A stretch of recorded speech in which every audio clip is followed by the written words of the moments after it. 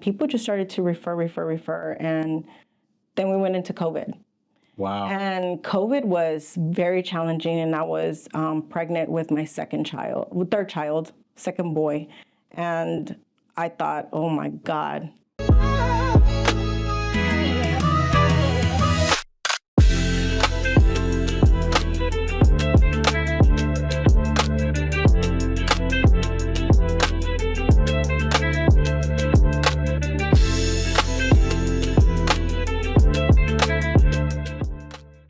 Hey guys, Brian Smith here, and today we are on the Entrepreneur Blueprint podcast with my day one friend. Day one, Miss Leslie Renteria. Thank you. Real estate professional, top producing. Leslie is here in the building today. How are you doing? I am doing very well. Thank you for asking, and thank you for inviting me. This is super exciting. Absolutely. I can't believe we're here. From like the first time we met, I saw Brian on Instagram, and one of my clients said, I really think he has good stuff. I think I'm going to hire him for inspection. I said, well, hire him, see what you think, and if he's good, then I will adopt him and kind of, send him to all of my transactions. And we clicked. It worked out. We clicked from day one. Years ago. And I thank God that you're here today, because I feel like, without a doubt, I'm a man of faith, family of faith, and without God, we wouldn't be here. 100%. I think that's one of the things we connected on first, because you were doing a new construction for me, and I wrote something for my clients, and you were like, okay, this is a good person. We could work together. We have integrity, a strong moral compass, and a connection with faith. And I think that resonated with you. That's funny that you mentioned that, because I was at a house last week and someone wrote scriptures on the framing, and it was beautiful. And I sent it to my wife. And I remember that. Yeah. And I was like, that's what it's all about. It's a way to bless our people, our homes, and kind of just put some good vibes out there, right? Amen. Amen. So let's start at the beginning. I know a lot of people, they see the successful Leslie now and they think, it just happened overnight. No. But talk to us about, where did you grow up and your background and what led you into the real estate business? Sure. Well, I'm born and raised here in Houston. So I have a really deep love for this city. I love the diversity. I love the food, because I'm a big foodie. Come on. So anything Mexican food, my grandma's kitchen, those are the nostalgic feelings that I have when I talk about Houston. But I grew up in a low-income community. We call it the Hood, off of Wayside and 45. That's where I grew up, and although now I know we were not financially stable in any way, I never grew up thinking I have without. Right. I grew up with a lot of love, a strong family community. My uncles lived there, my aunts, my grandparents, us. When I think about that now, to have such a large, that's not the norm anymore, to have such a large family in one home. Right. That's not a thing. So how many people were there? So both my uncles, my grandparents, my mom, my brother and my sister, and myself. So 8 people in a 3-bedroom, 1 bath. One bath? 1 bath. But it never felt small. It never felt like we were on top of each other. From the time that we could get up, we were running around the whole entire house.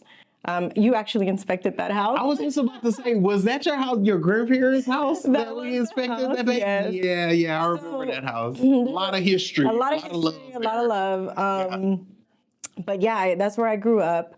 I didn't have this entrepreneurship role model. I didn't have someone saying, oh, you need to do real estate, or you need to start your own business, or you need to be your own boss. I didn't have that. I didn't even grow up thinking that's what I wanted to do. That was never a thought in my mind. I was such a tomboy. I always thought I was going to be in something sports, athletic, which is probably why I went to orthopedic surgery for so long. I was a nurse with an ortho for 8 years. Really? And so that was right before I started I launched into real estate. So you're doing ortho and then you transition into real estate. I did. I transitioned into real estate. But going back to the original question, I feel that not having those role models didn't stop me. What I did have was a lot of love, a lot of support, a lot of faith, a strong village, right? My mom was a single parent, raised 3 kids, and she was gritty. Amen. She had a reason why she was doing something, and she went after it. She started as a cafeteria worker, like serving coffee at, I don't know if you guys are familiar, but it was Finger Furniture at the time. Oh yeah, I remember. So they had a few stones. Yes. Here. I remember Fingers back in the day. So she started there, then she went into a little boutique department, and then they transitioned her into answering phones and being a receptionist and greeting people. And then from there, she went into sales. Come on. And my mom was so terrified, but it didn't stop her. Like, she was just so gritty about succeeding and, giving her kids And you saw that. a better opportunity. And that's what I saw. And that's what sticks with me, having a strong moral compass, doing the right thing for your clients, even if it's not the right thing for you. She had people waiting on her for hours. She didn't have social media. She didn't have, any other outlets but herself. Wow. and word of mouth and referrals, right? And so seeing that is so motivational. I'm like, I know I don't need social media. Obviously, this is the route that we're going now, and we want to get ourselves out there. But knowing her background and how I know she wasn't intending to be this amazing role model. That's the person that she was. Yeah. And so for me, that has really resonated. It's hit home. It's really been something that I carry with me every day. And I'm hoping that's what I'm doing with my clients. Yeah. And so I feel that that's where my success comes from. It's not really because I wanted to be an entrepreneur and I wanted to own these things. It was because that's what I learned by just watching my mom work it. And her work ethic is so strong. Her integrity, her morals are so strong that it really sits with me and how I treat other people. Yeah, definitely. So you talked about how you eventually transitioned into real estate. So what originally planted the seed for real estate? How did that happen? Because that's another funny story. Yeah, sounds like we're on another path in real estate. So I really wanted to be in the OR with my orthopedic surgeon. Okay. And so I knew I had to go back to school. And I was like, okay, I have to quit in order to go back to school so that I can really not do it part-time. I wanted to fully do clinicals, and I wanted to do all of the rotations that needed to happen quickly so that I could be in the OR faster. Okay. And during that time, one of my friends that has been in real estate for a long time, she's like, I really need some help with real estate. Why don't you get your license while you're doing your education? And I was like, well, how long is that going to take me?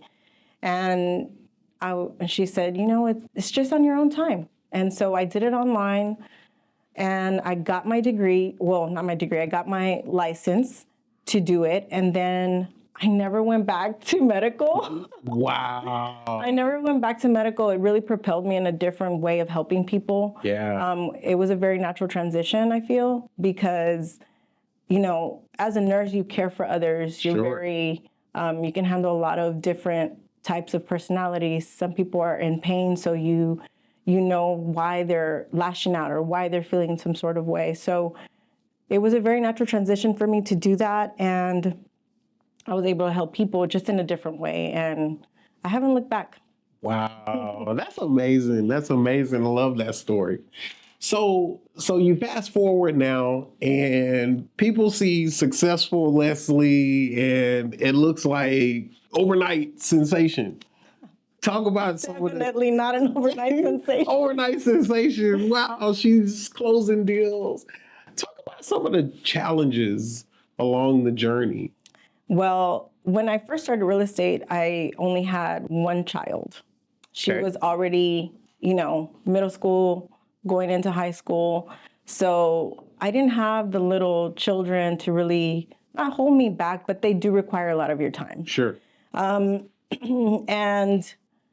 I was in this trajectory to just, do real estate. And really, my husband had a great job, so I didn't really have to work really hard at the real estate stuff. I think the first year I sold maybe 2 houses. Okay. And then I was with Coldwell Banker at the time. I didn't feel like I was getting a lot of education. I didn't really know which way to go because your real estate license has nothing to do with what you're actually doing. Sure. How to do it. I didn't know the processes. I didn't know what I needed to do to even get started. And so I did what I thought was right. And then I decided I couldn't make the drive to Coldwell Banker anymore. I was off of Buffalo Speedway at the time, and it was just too much. And so then I ended up getting pregnant with my 6-year-old. And I just thought, okay, I have to make a change, and I needed more support. Sure. So I knew Keller Williams was one of those types of places. I went to interview them and walk the office and see if this was a good fit for me. And it absolutely was. They were about faith and family and support. And all of those things weren't just things that they said. They actually modeled it. They actually did it. And they haven't let me down in any of those aspects. And so now the new challenges were I have a baby. Sure. And I was like, how am I going to? Yeah, because at first there was not. Right. Now And so it was easy for me to get up and go. And now I have a child, and how am I going to get to these classes? I want the education, but how am I going to get there? Yeah. And they were phenomenal. And they said, bring your baby with you in the stroller. We will figure it out. We'll help you. We'll do it. And they did. I took Carter to so many classes, but I was learning, and they were so welcoming. And in that environment was exactly what I needed to thrive. That's amazing. I think you need that support in any business. You don't need that negativity. Sure. Because I think that we do it to ourselves all the time. We always have this negative first. Our first thought is negativity. Oh, well, maybe I can't do that. Maybe I have this, or this is in the way, or I have to stop this first, or whatever it is that's the obstacle. I feel very supported at Keller, and I was able to triple my business within that next year. Wow. And so that really helped to establish me in the industry, and people just started to refer. And then we went into COVID. Wow. And COVID was very challenging, and I was pregnant with my third child, second boy. And I thought, oh my God. I think everybody was scared, right? Like, it wasn't just me. Nobody knew what was going on. And then I was pregnant. Sure. And I had I had a toddler in diapers, and I was about to start nursing again and doing work. And I have so many videos with like Zoom calls that I had with clients. I'm literally nursing my baby. I'm potty training a toddler, and I'm getting after it. It didn't stop me at all. So what you're saying is, even if you got small kids, you can do it. You can do it. You can do it. That's encouraging. That should encourage somebody out there that even with small kids, you can do it. And I think for me, I really was like, because I took a year off to have my 6-year-old, Okay. and I thought that was the right thing to do. And so I felt like I missed a year in real estate, and a lot of things changed very quickly. And then when I jumped back into it, I got pregnant soon after. Sure. And I was like, okay, this time I'm not going to stop doing what I'm doing. My momentum is good, and I didn't want to stop that, but I didn't want to stop being a mom, or how all of us feel like I want to be a good parent. Yeah. I want to give them the best. I wanted to nurse. I wanted to do those things, but they're so time consuming and exhausting and draining and all the things. But I remember one agent said, I can't believe you wrote this contract and submitted it to me at like 1 a.m. Wow. And that's why he chose to work with me, because he said, you have strong work ethic. And I know that even though you were probably nursing at that time and putting a baby down or whatever, you were still dedicated to this client enough to give me this contract and to stay up later than you had to. And so even when you're not trying to be successful, when you do the work, people are watching and people, they see what, like where your work ethic is. And I think that that's kind of the same goes back to my mom. We model that. And I'm like, I'm not going to quit. So here's the contract. Take it or not. I submitted it, even if it was 1 a.m. Amen. So talk to us a little bit more about, you're a top producing agent. How do you balance work and family life? How do you balance all that? Because some people say, "Oh, I want to be a top producer like Leslie." But everybody wants to be a top producer. How do you manage all that? How do you balance it? The top producers, even I am like, what are they doing? I want to be like them, because I don't think that challenge ever stops, and that desire to, well, I'm very competitive, so wanting to be at the top is important. Is important in a way that it helps drive my business and drive me. But you have to stay very grounded, I feel. And who better to ground you than your kids? Yeah. I mean, your kids, you can be all this hype at work and you get home and they don't care who you are. Yeah, I know, right? I know. They don't care who you are. It works like that in my house too. I think, hey, you may be somebody out there, but when you get home, go take the trash out. Yes. And they humble you real quick. Very fast. Yes. Very fast. Yes. So very I know quickly. exactly what you're talking about. My kids, they humble me all day. And the things that they do, I'm like, oh my God, how is this happening right now? I need to go back to the office. That's funny. That's funny. I have a strong village. My mom retired after I had my second child, and she is that glue, right? Like I can call my mom for anything and she shows up. And I try to strive to be that for my kids. So even though there's work happening and all of, meetings and Zoom calls and things like that, I have a workspace at home. I have my office, and my kids are 4 and 6 now, so they know when mommy's in the office, just don't interrupt, or they'll jump up and down if they really need something. And then I can always pause. And I'm very honest with my clients. My kids are here. It's the summer. Communication. If you're relatable to your clients, they totally get it. They're with you. That's the same thing that they go through. So I think that the more relatable that you are, the more people can connect with you. That's good. That's really, really good. That's really, really good. So one of the things that we want to accomplish on this podcast, if people are wanting to follow in the footsteps of a Leslie or enter the real estate industry, we want to give them actionable steps that they can take. So if someone out there is watching and they're considering entering the real estate industry, what 2 or 3 actionable steps or advice would you give them? So I would say 1, don't quit your day job. Don't quit your day job. That's good. We have a program at Keller where you can do dual career. And I say that because it's a tough market right now. And if you haven't been in it consistently so far, and you're seeing all these Instagram and TikTok hype and all of these awesome videos and going to brunch, and no, that's not literally what happened. Don't quit the day job. Don't quit the day job. I feel that steady income first and understanding what you're getting yourself into is important, because if not, you're going to be poor really fast. Being in real estate requires money and investing in yourself. And if you're not willing to, it's not like going to work where you go sit in an office, they tell you what to do, there's tasks, things like that. Real estate and being a realtor, you have to be very intentional about your day. You have to be dedicated to your craft, and you have to be willing to do the things no one else is doing.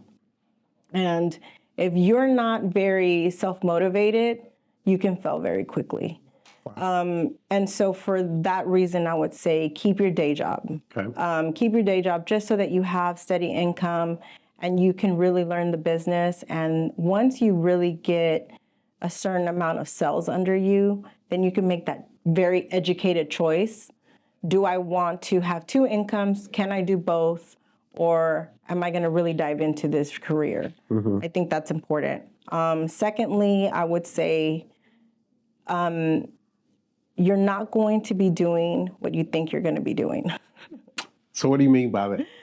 So you're not really just closing houses all day. That's not what happens. There's a 30-day process before you even get to close anything, right? So understanding processes and really doing the education after you get your licensing is important. That's why I chose Keller Williams. I would say choose a brokerage that's going to invest in you, because at the end of the day, they're going to hold your license for you, but you're paying them a fee. So they work for you. Got it. And I think a lot of people don't understand that. I think a lot of people think they're going to get interviewed. And it's like, no, your mindset has to change. You're the contractor. They want you to hold your license with them because they're going to get a piece of the pie. Sure. So who deserves that piece? Who's going to invest in you? Wow. What education do you have? I never really heard anybody put it like that. That's good. Absolutely. What do you have to offer me? Why should I be here?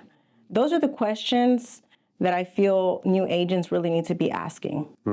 And a lot of those agents are not. They just don't know. And that's okay not to know. Yeah. Another thing that I love about Keller is that in our office, we offer the free real estate classes. You only get to do it once, right? But it's a good way of starting. So which Keller office are you at? I'm at Keller Williams Clear Lake. Clear Lake. Shout out to Keller Williams. Clear Lake. Shout out to Keller Williams. Clear Lake. It's pretty laid back over there. We have a great support system. We have some great marketing and tech. And I mean, I think the name speaks for itself. When people hear Keller Williams, they think, okay, there's longevity there. It's a history. People feel that, I think for the most part, I can't speak for everybody, but I think my experience with that has been very positive. Because you are a bigger company.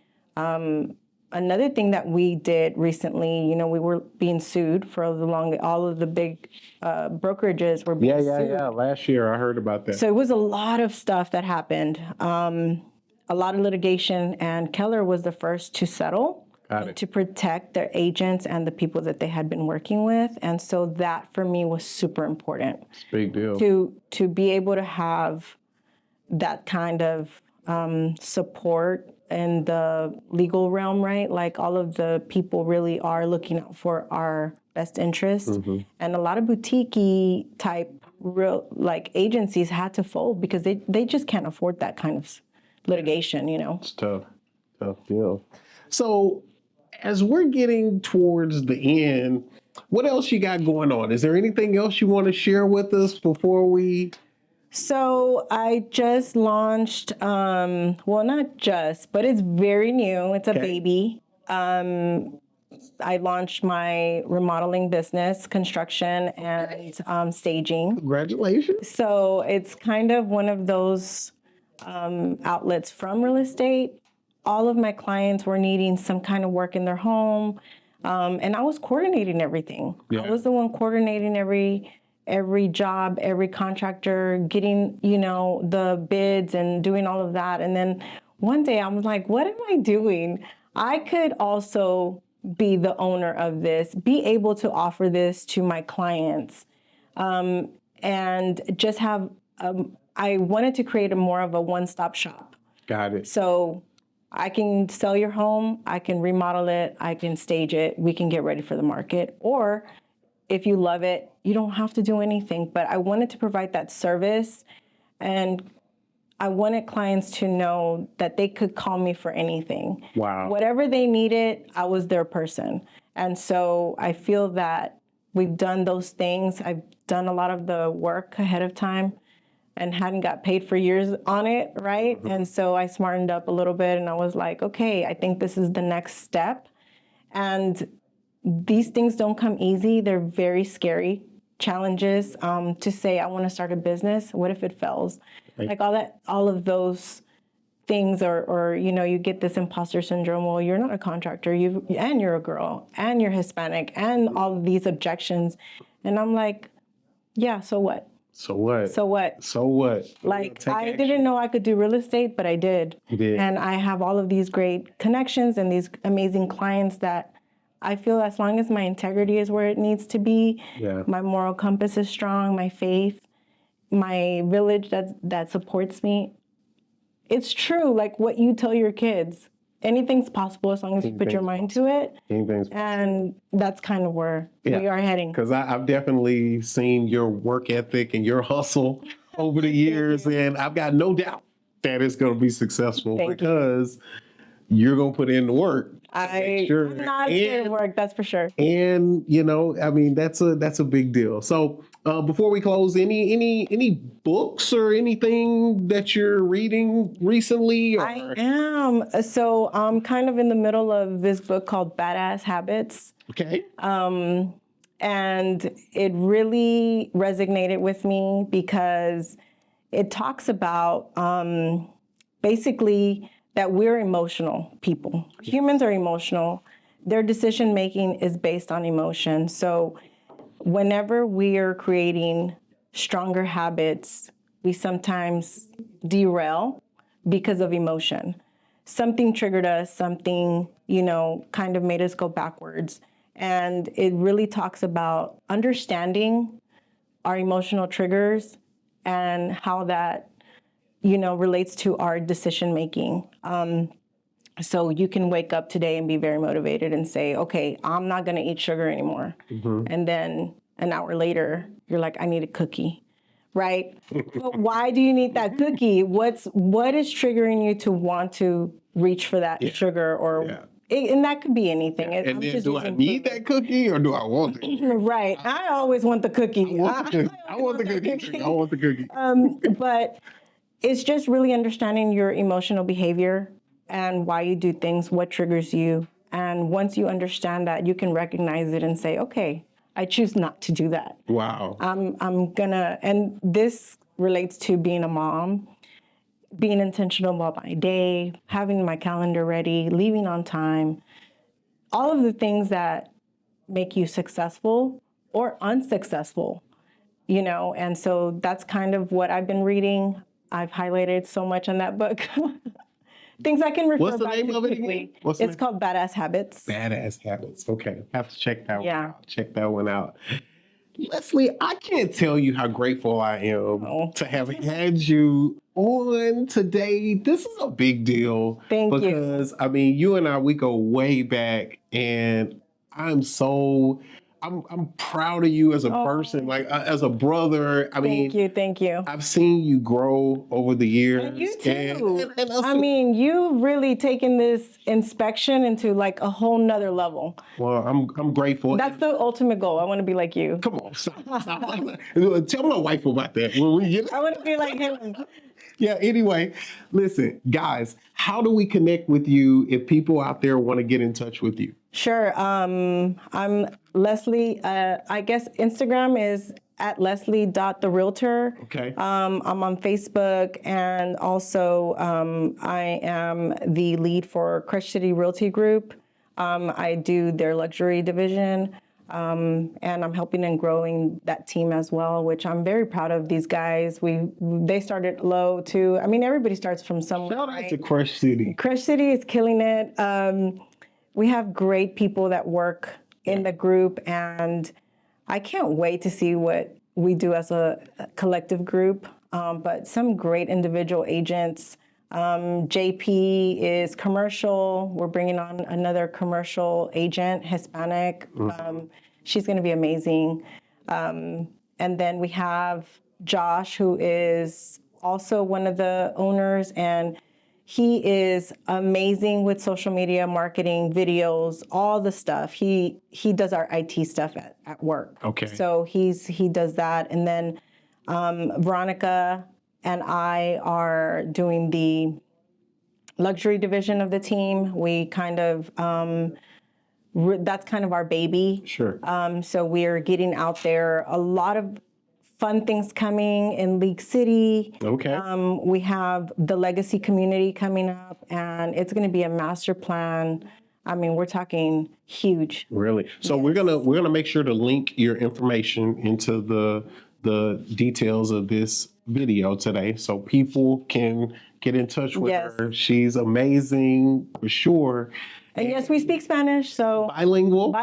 No doubt. So we can definitely communicate with more than just one type of person. There we go. We're very diverse in our group, which I also love. I can attest to that. I've been over to meet everyone in your group. Yes, you have. It's an amazing team. Yes. Team. So, guys, that's going to be it for today's episode of the Entrepreneur Blueprint. I want to thank Leslie again for coming by and hanging out with us. A lot of actionable content, guys, today. Tune in again for more, and we'll see you guys next time. We did it.